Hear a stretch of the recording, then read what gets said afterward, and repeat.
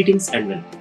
This is Dr.B, Sunil, Associate Professor, Mechanical Engineering Department, Institute of Aeronautical Engineering, Hyderabad. In this session, we will be learning about the wedge friction. What is a wedge and how it is going to be applied in engineering applications, and what is its usefulness, we are going to see now. Wedge is a piece of metal or wood with triangular or trapezoidal cross section. You can see an example here. This is represented as the wedge shape. The wedge is of triangular cross section. You can observe here it is a triangular cross section, whether it may also be in the form of the trapezoidal. The cross section may also be in the form of the trapezoidal, like this. So this sort of a piece of metal or wood is treated as the wedge. As you can see, the triangular cross section will be having three sides. So for this particular tool, it is a tool. For this particular tool, there will be three faces which will undergo the friction application. So there will be contacts of two surfaces directly with the object, and the other face will be in contact with the body to a support. That we will see. So we can say that a metal or wood piece which is having a triangular cross section or a trapezoidal cross section is termed as the wedge. Here you can see here the cross section, nothing but the central shape. Cross section is nothing but the central shape. This central shape would be the of triangle search. Would be of triangle. Then why do we need wedge and what is the usefulness of wedge? The wedge is used as a splitting device or to lift or adjust a heavy load with small displacement. Right? So as you can see the wedge shape, this wedge shape, it is looking like a your household utensil, like a knife, isn't it? The wedge shape, the shape is looking like a knife. So this type of wedge shape, it is being used for splitting any big workpieces. Let us say in your household utensils, you can use this knife to cut vegetables and fruits and so on. Similarly, this wedge shape in many engineering applications, it will be used for splitting any bigger parts. How this can be happening? These are some of the examples.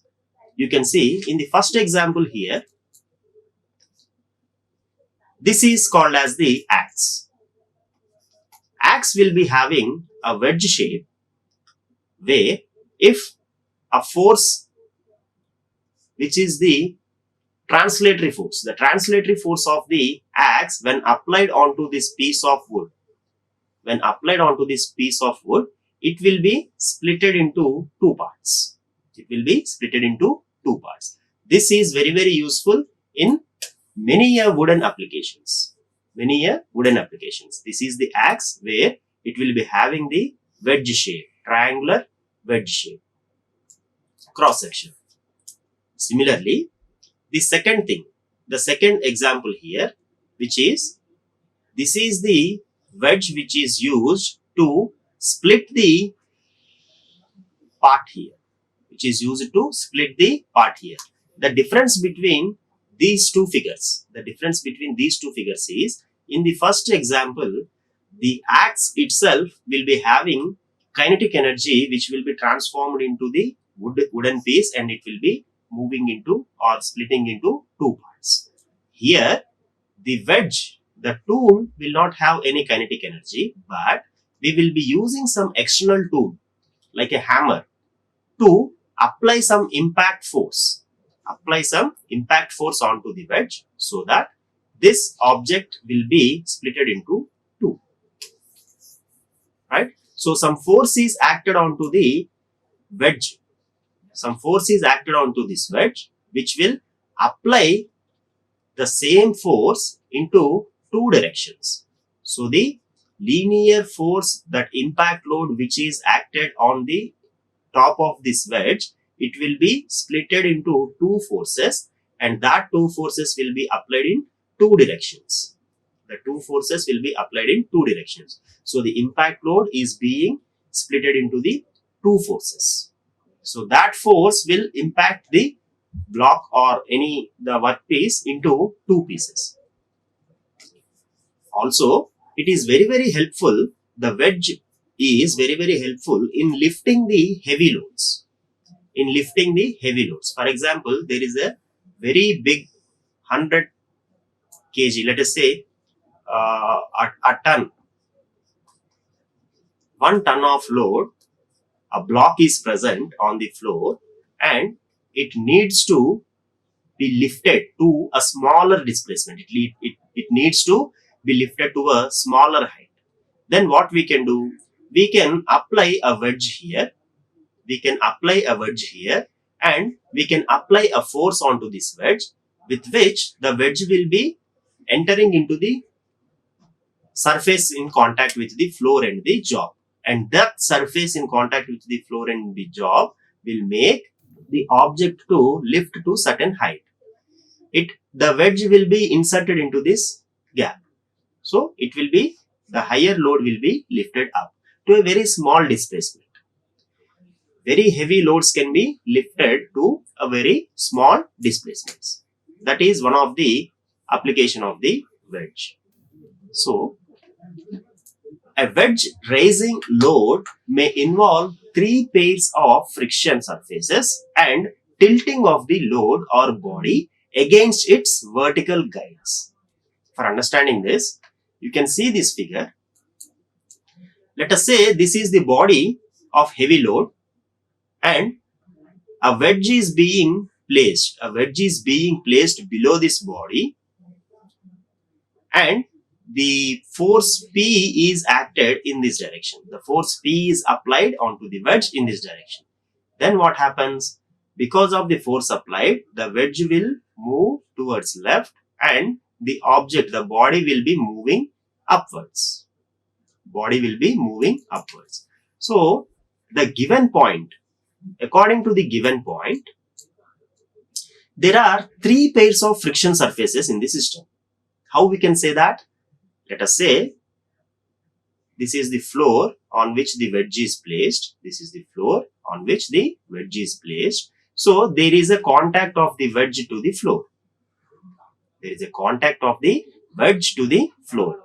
Then there is a second contact of the two surfaces, the bottom surface of the body and the top surface of the wedge. This is second surface in contact. This is first surface in contact. This is second surface in contact. Then coming to third surface, this object, the body which is being lifted by using a wedge, it is in contact with some support here. The surface is in contact with the support. It can be treated as the vertical guides. Where it will guide, the support will guide the object, the body to move. So in this way, there are 3 pairs of friction surfaces. 3 pairs of friction surfaces that are being acted. So what we can say here? We can understand that for these 3 pairs of friction, when you draw the free body diagram of the individual body, wedge free body diagram separately and body free body diagram separately. When you draw the free body diagrams, you should be considering the application of the friction, the direction in which the object is moving. So for example, if we consider the wedge friction first, then the free body diagram of wedge can be given like this.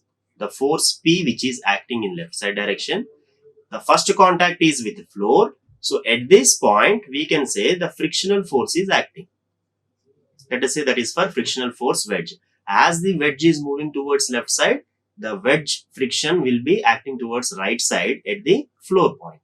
Then the normal reaction acting towards the object, normal to the object towards the object. So this is the representation of the friction.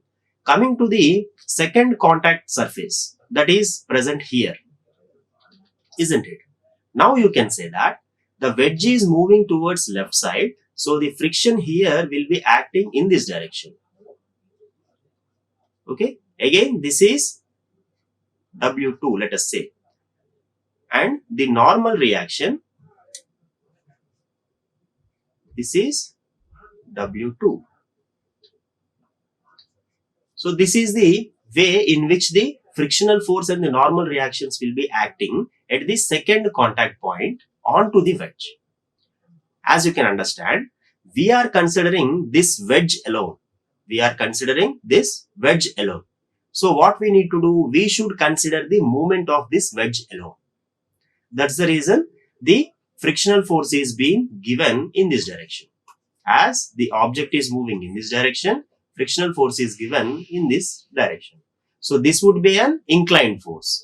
So again, this FW2 and NW2, as the wedge is placed on a horizontal plane, these two forces would be inclined forces, and that inclination can be obtained in this fashion. This is alpha. Whatever inclination that is given to the wedge, that inclination is alpha. So in this way, we can draw the free body diagram of the wedge alone.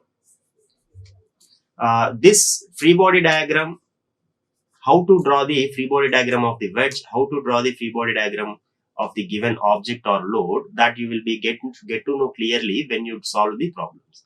Now let us draw the free body diagram of the body which is shown here. So this is the weight of the body that is acting downwards, right? And there is a contact surface. First, let us see the second contact surface of the wedge and the load. Here, as you can see, when we apply the force onto the wedge here, how this object is behaving, how this load is behaving, it is trying to climb the wedge, isn't it? This load, considering this load alone, we can say that this load is trying to climb the wedge. When the wedge is moving in this direction, then this object will try to climb the load. So we can say that this object is moving in this direction. The load is moving in this direction. So obviously, we can say that the friction will be acting in the opposite direction to the movement. So we have to draw the friction in this direction. That is, let us say friction L. Don't get confused why we have drawn the friction for this wedge towards this side and why we have drawn the friction at the same point considering the load towards this side. That is because considering this wedge alone, the wedge is moving towards left side, so the friction will be acted towards right side. Then considering this load alone, it tries to move towards right side, isn't it? Because the load is trying to climb the wedge. As the wedge is moving in this direction, the load will try to climb the wedge. So we can say that that load is moving right side. Hence, the friction will be acting towards left side. That's the reason we have shown the representation of the friction for the load in the left side direction. Then coming to the normal reaction, this would be your normal reaction. It will be towards the load. Okay. Now coming to the contact point of the vertical guides and the body. Here you can understand that the object is trying to move upwards. So friction will be acting downwards. FL2, let us give the terminology FL2 and normal reaction NL2. Why FL2 is acting downwards? That is friction of load at second surface in contact. Because the object is moving, the load is moving upwards, so the friction will be acting downwards. That is the difference. So at the three contact surfaces, three pairs of friction surfaces, we need to show the frictional directions in this way. So you have to keep track of the objects which are moving and you have to show the directions. Keep it in mind, all these conditions are under the limiting friction. All these conditions are under the limiting friction. What does that mean? Exactly, the objects are not moving, but we are calculating the values thinking that the objects are tending to move. That means the objects are starting to move. All these problems are coming under the static condition of mechanics. So what does that mean? Objects are not moving. Also, here in this particular case, the friction, all the frictions which we are considering, it is the limiting frictions. What is the meaning of limiting friction? Limiting friction is the condition where once the value of force increases the limiting friction, the object will start to move.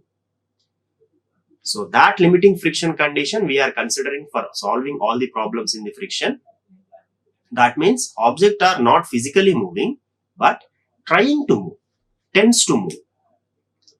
So here also, even though you are applying a force of P towards left side, we are saying that the object is tending to move. It will start to move. Once the object starts to move, then in which direction the object will move.